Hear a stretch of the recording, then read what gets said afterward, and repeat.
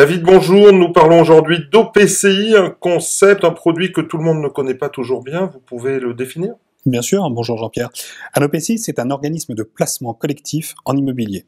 Alors, les CGPI connaissent bien mieux les SCPI. Alors, quelle est la grande différence? Une SCPI est investie directement en immobilier à 100% au travers d'immeubles, alors que l'OPCI est investi à hauteur de 60% en immobilier, de manière directe via des immeubles ou indirecte via des parts de société.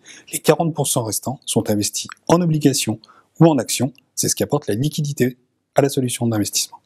60-40, est-ce que ça peut être flexible ou c'est totalement fixe? Non, c'est pas totalement fixe, mais pour garder le caractère prépondérant immobilier du produit, on doit être investi au minimum à 51% et ensuite autour de 60%. Et si le marché était très push, ça pourrait aller à 100%? Non, on pourrait éventuellement aller à un instant de raison au-delà des 60% pour des raisons de marché, mais ce n'est pas la vocation du produit, puisque je rappelle que le produit a vocation à apporter une certaine liquidité, et donc à avoir une poche de liquidité autre que l'immobilier direct ou indirect. Alors beaucoup plus liquide que les SCPI et coté plus facilement aussi. Coté plus facilement, plus régulièrement, on va dire, plutôt que plus facilement, puisque nous sommes cette fois-ci dans un organisme de placement, et donc à ce moment-là, nous avons des valeurs liquidatives bimensuelles, à la différence d'une SCPI qui, en tout cas en capital variable, peut être amenée à réviser le prix de sa part, à tout moment certes, mais qui donne des valeurs de part une fois par an. David, merci de votre pédagogie, on a bien compris. Alors Amundi, vous êtes un ancêtre côté création OPCI avec Opsimo qui a été créé en 2011.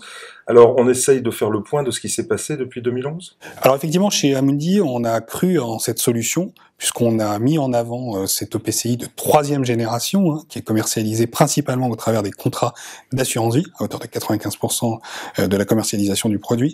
Et on avait tout de suite senti chez Amundi que ce produit avait une vocation à collecter de manière très importante. C'est pour ça qu'on avait structuré l'investissement autour des différents marchés européens. Donc aujourd'hui, on a un OPCI de diversification immobilier investi en Europe avec des allocations d'actifs qui varient entre 5 et 40% sur les pays. Alors des performances très solides, très régulières et surtout peu de volatilité. Alors peu de volatilité sur ce produit effectivement, puisque OPCI IMO a une volatilité depuis 2011 qui est légèrement supérieure à 2%.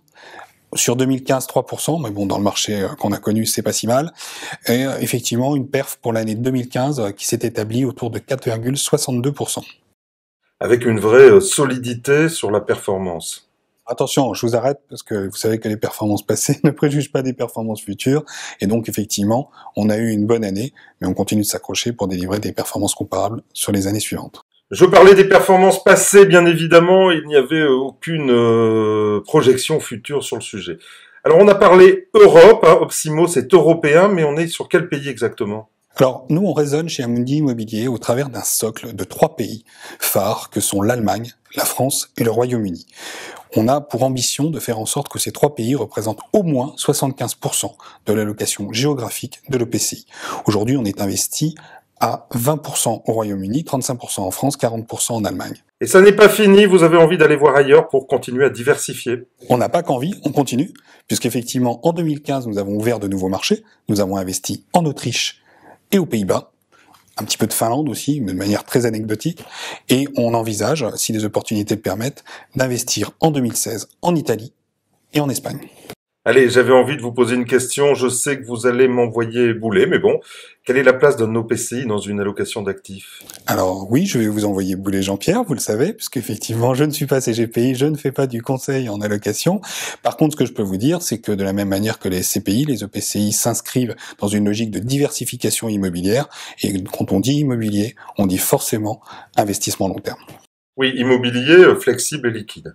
Alors c'est flexible et plus liquide, puisqu'effectivement on a ces poches obligataires et actions foncières cotées qui permettent d'apporter de la liquidité au produit, voilà, mais à hauteur de 40%. Ok, on finit en essayant de faire un peu de prévision. Je ne vous demande pas de vous transformer en Madame Irma, mais bon, quels sont vos objectifs de gestion pour les années à venir?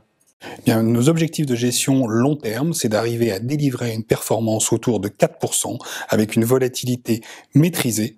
Je rappelle que nous avons collecté presque 1,5 milliard sur Opsimo l'an dernier et que malgré cette collecte, malgré le triplement de la taille du fonds, qui fait aujourd'hui presque 3 milliards d'actifs bruts, nous avons réussi à maintenir une volatilité relativement faible tout en maintenant la performance. Donc c'est toujours cet objectif que nous maintenons. Peu de volatilité, en tout cas une volatilité maîtrisée, et une performance autour de 4% sur le long terme. Un produit tailor-made pour l'assurance vie. Complètement.